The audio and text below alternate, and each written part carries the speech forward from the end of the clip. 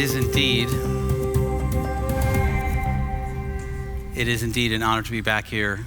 Estonia does hold a very special place in my heart. So distinguished guests, I know we've convened to talk about technology and democracy, but if it's okay, I will start by briefly talking about astronomy. In 2021, the world launched the James Webb Space Telescope. This machine cost over $10 billion and took 20 years to be realized. Its mission, to peer further back than ever before into the origins of the known universe. It is, in effect, a time machine. Many images have been since beamed back, and they are dauntingly beautiful. They are also unraveling our understanding of the cosmos. In an essay in the New York Times this past weekend, two leading astrophysicists concluded that these images from space will now force us to change how we think about the very nature of space and time.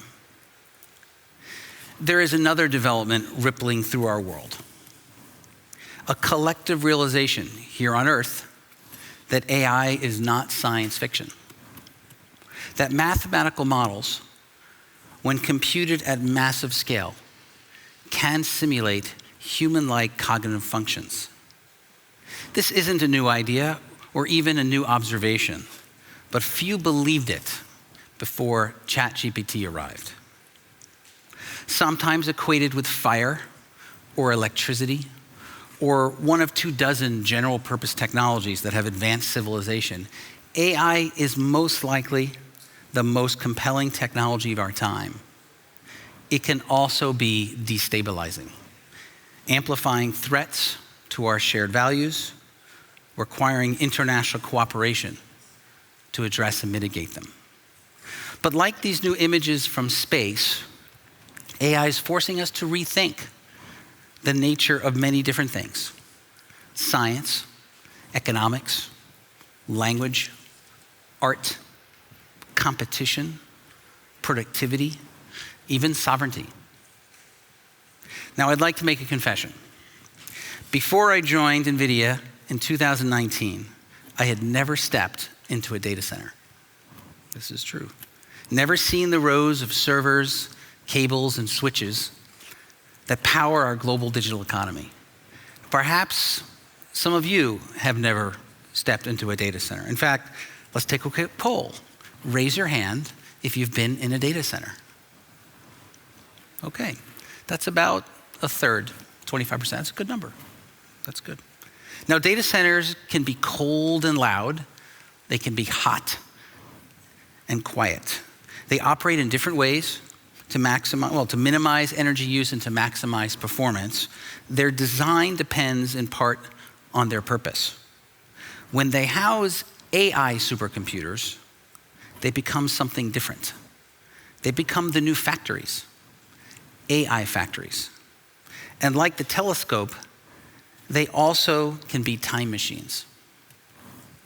When AI supercomputers accurately simulate light, physics, and human intelligence, they can reconstruct, predict, and visualize the laws of nature, making it possible to look backwards and forwards in time. When instructed, they can solve problems in a few hours or days that should take lifetimes, speeding up the discovery of new vaccines, virtually designing cities, predicting natural disasters, enhancing our understanding of climate change, and informing our policies to combat it. There are countless, an infinite number of use cases. It has been my role in NVIDIA to engage with the US allies to discuss these use cases, helping governments to understand the human and compute infrastructure needed to accelerate their national AI journeys. Now, most governments, most officials I meet, they understand the human side, workforce and ecosystem development. But I have also found that compute is often misunderstood, if not entirely dismissed. I've studied all the national AI plans ever written, and on average, they include one paragraph on compute infrastructure. I often hear from officials that compute is easy. We can always get more of it. After 3 years at NVIDIA and hundreds of conversations, I reached the following conclusion. No government on earth can answer 3 basic questions. How much compute capacity do we have within our country? How does our domestic compute capacity compare to other nations? And do we have enough to support our economic goals and our national AI ambitions?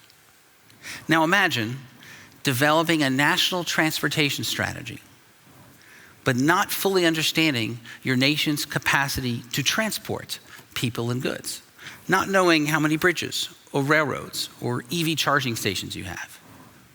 Or imagine developing a national healthcare strategy, but not understanding fully your nation's capacity to treat patients.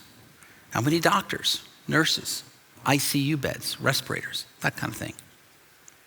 That's exactly the current state of AI policy. National AI plans are being implemented without fully understanding what gaps to address and to what extent a nation has the capacity to train and deploy large-scale AI models.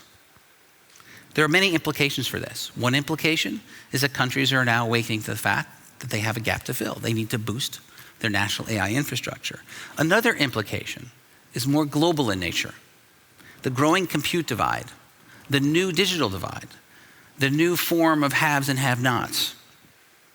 Consider that only 32 out of 195 nations, or 98, whatever it is today, less than 20% of the sovereign nations in the world have the capacity to compute a large-scale model within their borders. The remaining countries, 80 to 85% of countries, have little to no domestic AI production capabilities. They will be net importers of AI, fully dependent on foreign nations to access the most powerful technology of our time. Now, in 2021, I learned that the OECD had also picked up on this challenge, that the failure to plan and budget for national AI infrastructure may impede nations' AI progress and, by proxy, their economic growth. For the past few years, the OECD has been working on this to unpack this issue, to address it, to develop some new data and answers for governments. And just this past February, the OECD released the first ever blueprint for building domestic compute capacity. And turns out this was good timing, because a few months earlier, something happened to really put computing on the map. ChatGPT happened. This was the iPhone moment for AI. It changed our shared view, fueling enthusiasm and fear. We're all here in Talon, still grappling with it.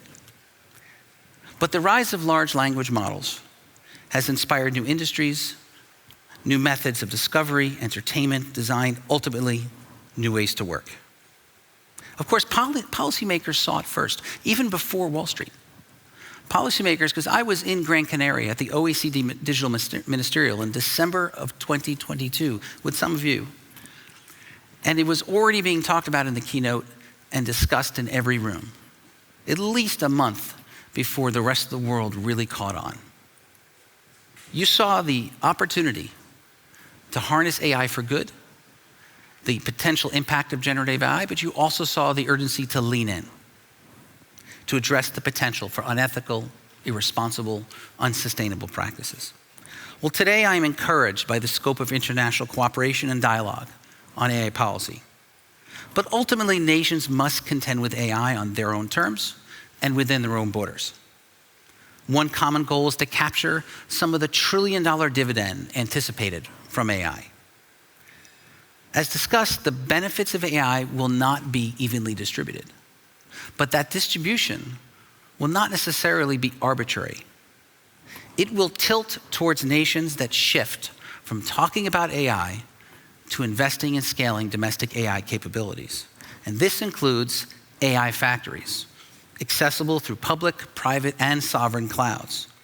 In fact, I would propose that the investment in AI factories will emerge as a key factor for economic growth and global competitiveness in the next decade, impacting not only industries, but human potential.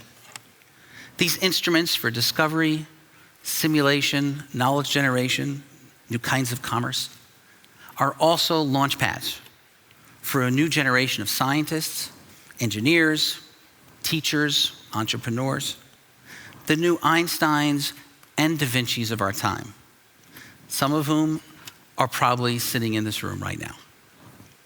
I want to thank you for allowing me to share my thoughts, and I want to wish all of you a very successful event. Thank you.